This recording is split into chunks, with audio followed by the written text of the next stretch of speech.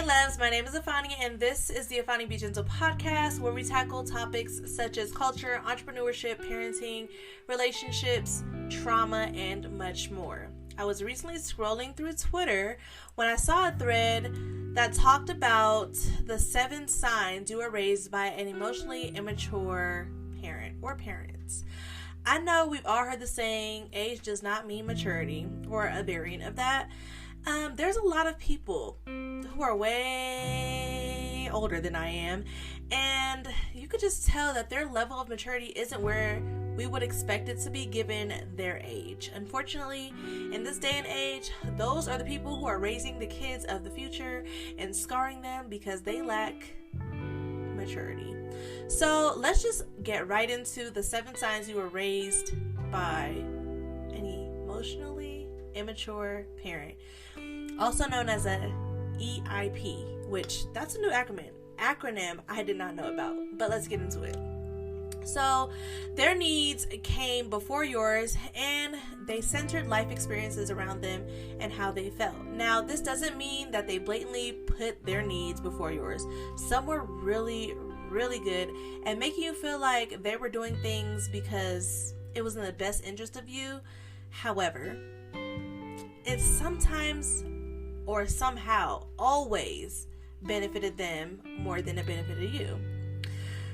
Things like them always dropping you off somewhere, not because they had to work or because they just needed some me time or a little bit of alone time every now and then, but because they didn't have the brain capacity to deal with what came with being a parent. Now, I know a lot of people have kids and they're like, oh, parenthood is great, parenthood is this, parenthood that. It's hard, okay? It's hard. Someone always wants you. Someone always wants something from you. Like, they're just always there. My son is always in my bed. Like, I don't know what it is. He has his own room. I would have loved to have my own room when I was his age. I shared with my older sister. And thinking back on it, it's pretty cool, like, sharing a room with your sibling, but you also want your own space. And I'm in this place in my life where I kind of want a little bit of space, and he's not trying to give me no space. It's just not giving, okay? And so I understand sometimes you need a little 1-2 by yourself, a little breather, a little 2 seconds of peace and quiet where you ain't gotta think about feeding nobody. If you don't feel like eating, you just don't eat. If you don't feel like cleaning up, you just don't clean. If you don't feel like playing a game, you just don't play the game. But there are some people, sometimes they just leave you places for days, weeks, even months at a time. And now that you're older, they try to kind of disregard your memories or make you feel as though your memories are not valid, or they play victim, causing you to believe that your memories and what you remembered of your childhood was wrong, when in fact they are manipulating you into believing and remembering what they want you to believe because it best suits them. They tell you you had it good.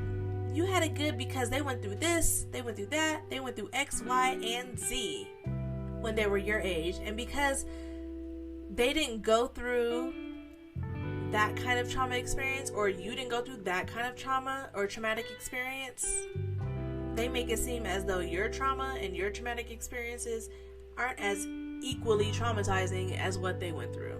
That's just not the case. So those people, you just gotta distance yourself and understand the type of people that you're dealing with. Number 2 says their behaviors were run by their emotions. They were easily extremely overwhelmed and made impulsive emotional choices in that moment. That can pertain to their emotions on both sides of the spectrum: an extremely angry or sad parent and an extremely happy or overly energetic parent. Y'all know those parents that's just like peppy all the time, and you be like, damn, it's raining outside, relax. I want to just take a chill pill. We want to relax, have a quiet, calm day today. And they're just like on 1,000. You're just like, what the freak did you take today?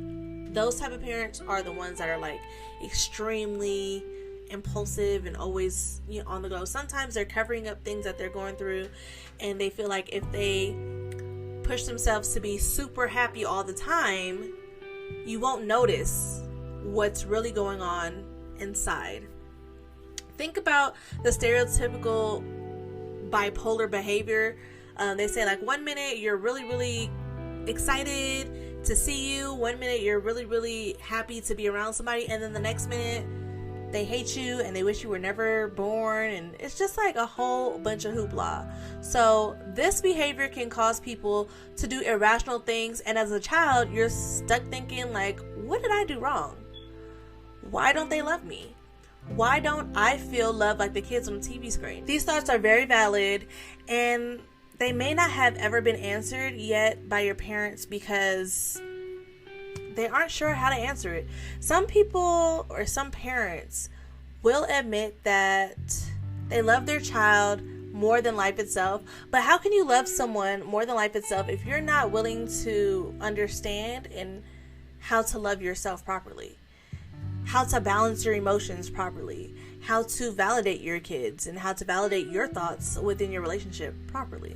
So those are some things to think about. The third one is when you express how you feel, they become defensive or deflect. Now, this one is huge because I see this happen a lot.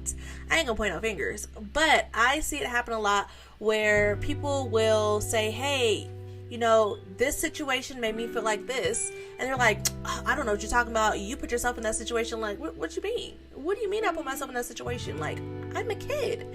How did I put myself in that situation? So these are, they say things like, I guess I'm such an awful parent. You would have been better off, living with this relative or with that relative or never being born at all. Or maybe I should have never had kids. Maybe I wasn't meant to be a parent. Or they try to blame your experiences on their traumatic experiences growing up.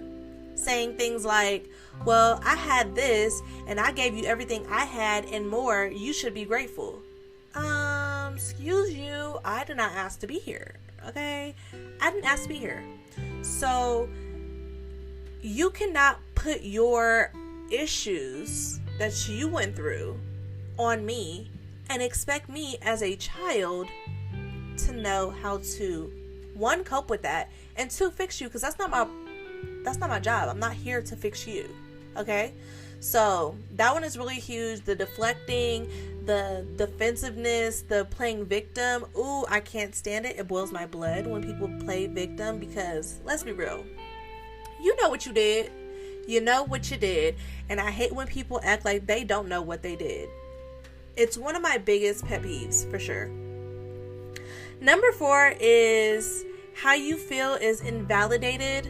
Often emotionally immature parents struggle with feeling their own emotions and tend to invalidate their child so that their child can, feel like their emotions don't matter either. So it's just teaching a whole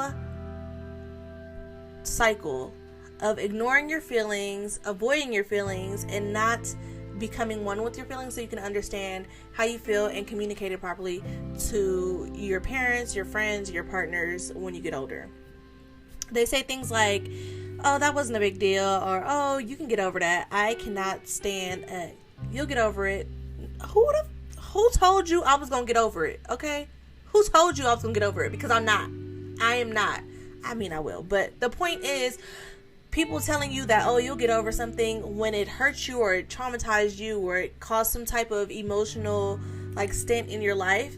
I don't understand why people think that saying, oh, you'll get over it or just get over it as if it's okay and I should just be okay with this kind of behavior. That's crazy to me. Or they say things like, I bought you this and that and I didn't have the money for it and I still did it. Why wasn't it enough for you? Or your sister or your brother isn't mad about it, so why are you mad about it? Because what you mean? What makes my siblings mad or happy or sad does not mean it's gonna do the same thing for me. What makes you eat does not make me shit. I don't know if y'all heard that saying, but that's another saying. What makes you eat does not make me shit. That means what you go through does not affect me as much as it would affect you and vice versa. So if I'm going through something and it's traumatizing for me, for my siblings, they might just be like, oh, I didn't think it was a big deal. Okay, well, guess what? We are all entitled to our own feelings. So that's that. Number five says they're always right and struggle to accept different opinions. And yes, that is a huge one. It's hard to look in the mirror and see where you messed up at or you just lacked. Because a lot of times, especially as parents, we look at ourselves and be like, I could have did better, but I did really, really good. Or there's some parents that be like, that's the best I could do, so I did it. But sometimes the best you could do as a parent is not the best that the child can accept, if that makes sense. So sometimes as a parent, we don't realize that just because we are giving our best doesn't mean we are doing our best for our child. When you're emotionally immature, you can't face your wrongs, so you think it's your way or the highway. And trust me, I grew up hearing that a lot. Not from my mom, but from my dad. It was like his way or the highway, and that was like the household rule, kind of. And when I say that, really fucked with us. It really did. Like, what do you mean you don't care about how I feel? Because that's when I hear it's my way or the highway, I hear I don't care about how you feel. You either do what I want you to do, or that's it. Like, nobody cares about how you feel. You're a child. Stay in a child's place. That's all I hear when I hear my way or the highway. And when someone offers their opinion, you become belligerent with them because it's almost as if you're protecting a secret and this person is starting to tell everybody what your secret is. Newsflash, everyone knew you were emotionally immature. Although you were trying to keep that secretive, like, guess what? We already knew you were emotionally immature. You ain't fooling nobody but yourself. So sit on that. Number 6 says they have a black and white, overly simplistic view of the world. Emotionally immature parents tend to generalize or view the world in simplistic, childlike ways. We live in a day and age, I should say, where nothing is black and white anymore. Shit, there's barely any gray area. At this point, everything in the world is full on rainbow, and the only way to keep pushing forward is by adapting to your surroundings. When you're emotionally immature, you aren't sure how to adapt, and most times you're not willing to adapt to your surroundings, so you choose to become stagnant and simplify everything for yourself. That way, there's no confusion. It's either this or that, and that is it. That does not work. I've learned that does not work with kids, and it does not work within any relationship with your spouse, with your, mom, dad, sister, brother. It just doesn't work anymore. Like, I don't even think back then it worked. I think now we're just being more open and honest about our feelings and about how we interpret certain things, behaviors, languages, body languages with one another. And that is why the world can't be black and white anymore. There's no black and white area when it comes to your emotions, when it comes to your feelings and stuff like that. So keep that in mind. Number 7, which is the last one, says they never got to know you as a unique, individual human being, and instead saw you as a way to fulfill their own sense of self-worth. And this happens so many times. You see parents every single day living vicariously through their children. Those parents who may sign their kids up for a different activity every single day after school because they weren't able to do any activities growing up because maybe they didn't have the money or the transportation or a whole bunch of other things. Then you have those parents who interfere with their adult children's relationships, and I see this all the time. It's crazy. Okay, it's crazy.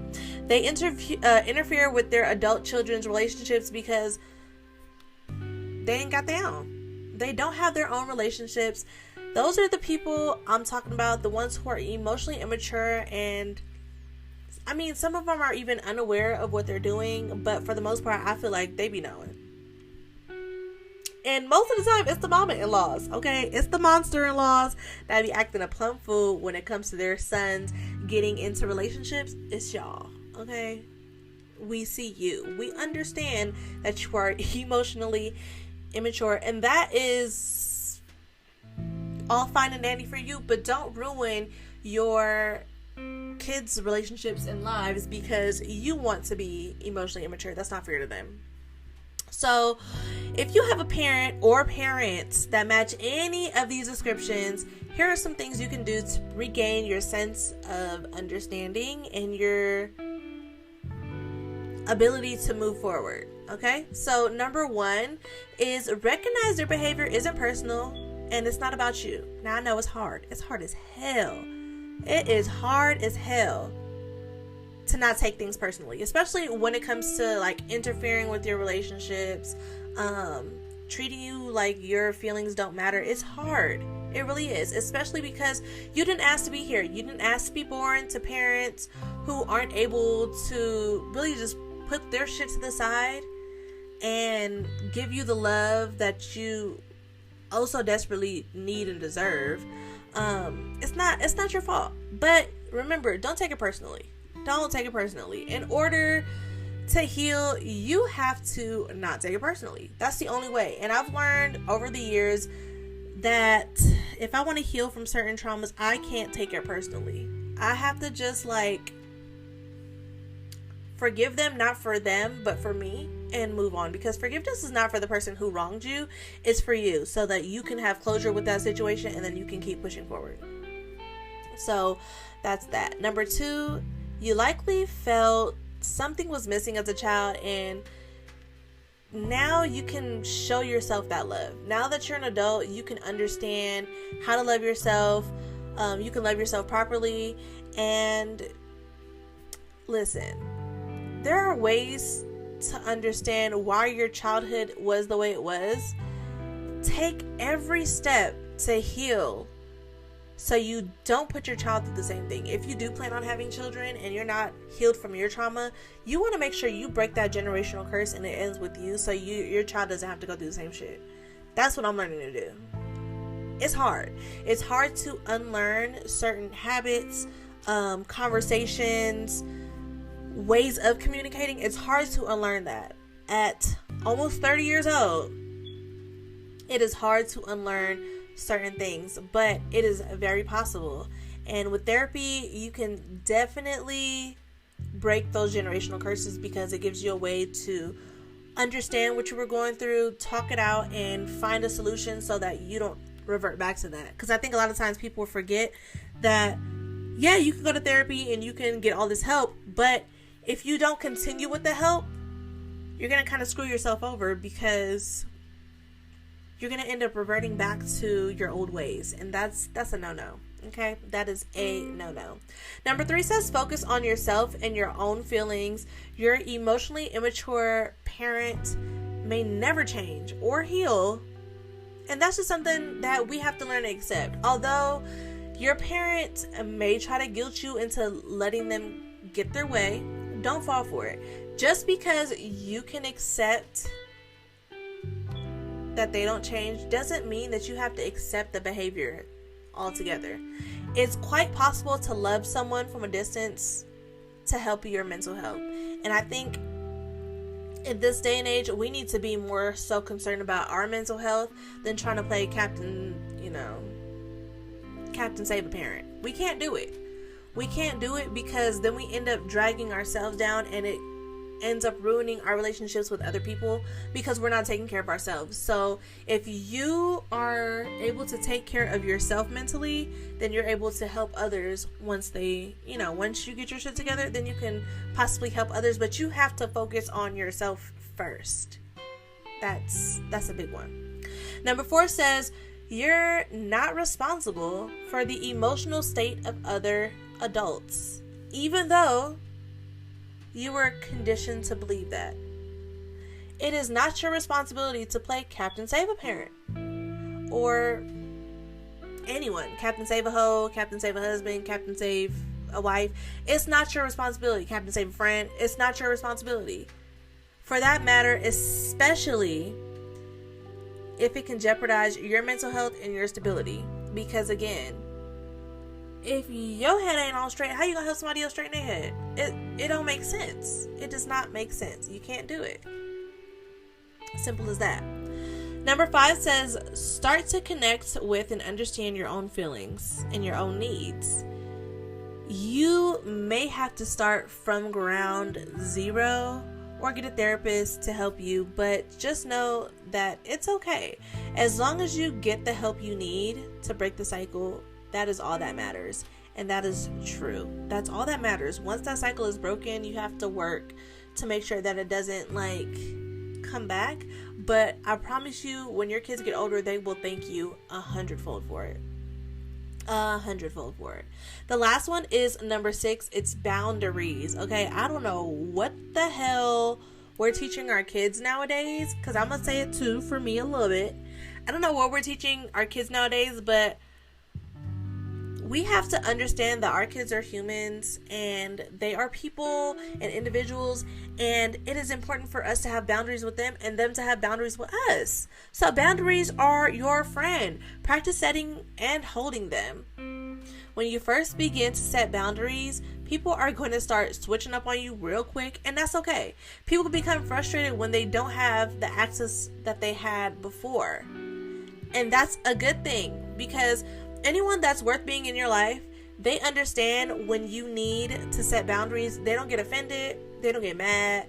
They don't go off on you. Oh, well, I needed this, I needed that. They understand. And if they understand that, hey, my friend needs some time, I'm going to give my friend some time, then that's the type of people you want in your life. The people that are like, well, I need access to you all the time, no matter what. Hell no. Those are people that are going to manipulate their way into any situation. And those are people that you just need to take 2 steps back from, because it's not worth it. Okay, do your due diligence and take care of yourself, and the rest will fall into place. That is all for this episode. Thank you guys so much for listening to the Iphanniebgentle podcast. I wish you nothing but light, love, and a trauma-free future. I hope you guys like this episode, and I will see you guys in my next one. Besitos.